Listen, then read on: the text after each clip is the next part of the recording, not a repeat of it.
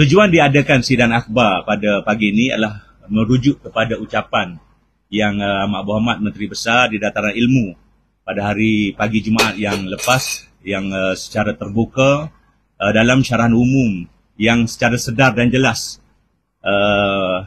Menteri Besar menamakan dua adun dan juga dua dun yang dimenangi oleh PH dan juga BN sebagai menentang perjuangan Islam.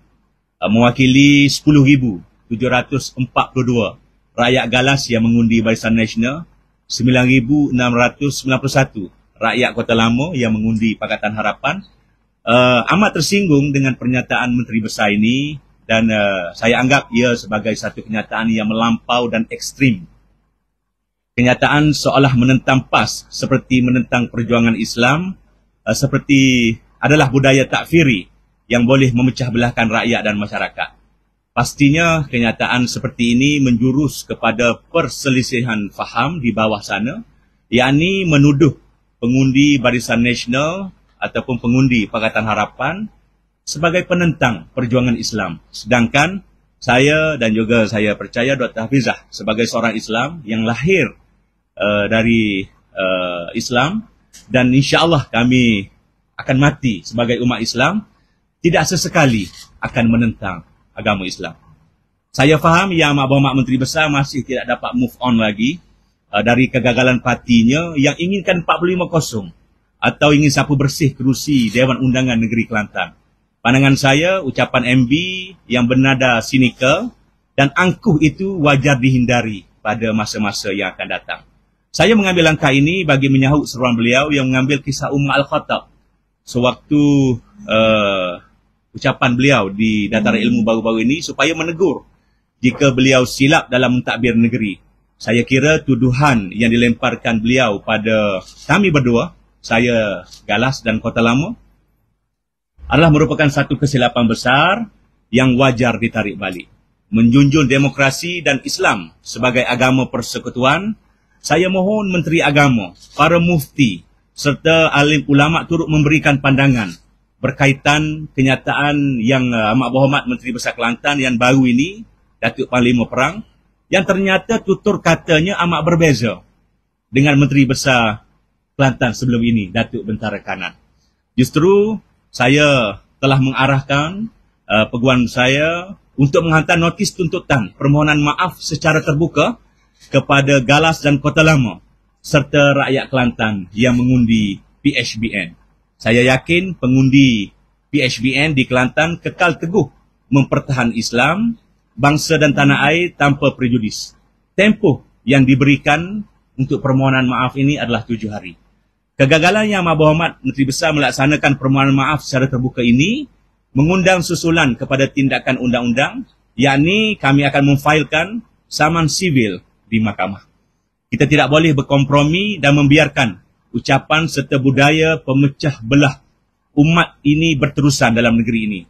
Sebagai Menteri Besar, sewajarnya beliau mengambil pendekatan perpaduan dan penyatuan menjadi pilihan berbanding tuduhan melulu serta menyemai benih-benih keliru. Semoga Kelantan terus sejahtera dan mencapai kehendak kita bersama, iaitu Baldatun Thayyibatun Warabun Ghafur, sebuah negeri yang baik dengan Rabbi yang Maha Pengampun. Terima kasih. Notis akan belum dihantar lagi. Dinyangka hari ini. Selepas satu laporan polis dibuat, kita akan menghantar notis lah kepada pihak Yang Amat Menteri Besar. So bila ucapan MB itu, apa kesan kepada YB sendiri? Pertamanya saya berasa cukup terkilan dan tersinggung lah. Malu pun ada kerana ini melibatkan maruah sebagai orang Islam, keluarga saya sebagai keluarga yang Islam, seolah dituduh sebagai penentang kepada agama Islam. Dan ini sebenarnya adalah satu pernyataan untuk kita menyatakan pendirian kita bahawa negara kita ni negara hukum. Kita ada peraturan. Jadi tidak ada siapa pun yang sebenarnya boleh lari daripada peraturan dan apatah lagi tata susila. Dan kita pun berada dalam bulan kemerdekaan.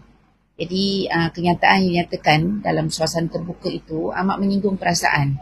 Untuk saya sendiri, agaknya kalau ianya personal untuk saya, mungkin siapalah saya dan biasalah kita ni akan dihina begitu rupa. Tetapi saya tidak rela ya, pengundi kita, penyokong-penyokong kita yang terasa tercabar dengan kenyataan yang tidak bertata susila, yang lari daripada semangat perlembagaan, terutama dinyatakan oleh pimpinan tertinggi negeri ini yang sehari sebelumnya sudah pun menyatakan bahawa akan bekerjasama dengan kerajaan persekutuan.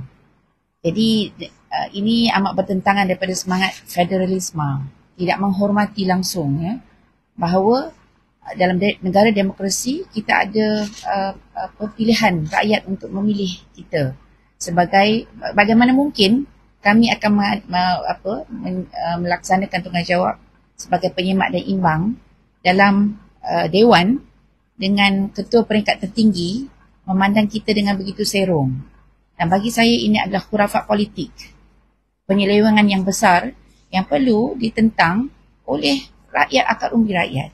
Itu yang pertama. Keduanya, ini perlu diperbetulkan. Sebab saya nampak kalau ia masyarakat, mungkin tadi YB Syahrudin dah sebutkan tentang alim ulama kita, dia membisu, maka seolah-olah masyarakat kita boleh menerima perkara sedemikian dilakukan oleh pemimpin peringkat tertinggi. Jadi saya bersetuju bahawa kita perlu mengambil tindakan tegas bahawa kita tidak boleh dipermain-mainkan. Walaupun kami dua dianggap cynical, tetapi kita mewakili rakyat untuk melaksanakan semak dan imbang. Bayangkan kalau kami tak ada, siapa yang akan menyemak dan imbang? Polisi-polisi dasar yang akan memberi kesan langsung kepada kesejahteraan rakyat Kelantan.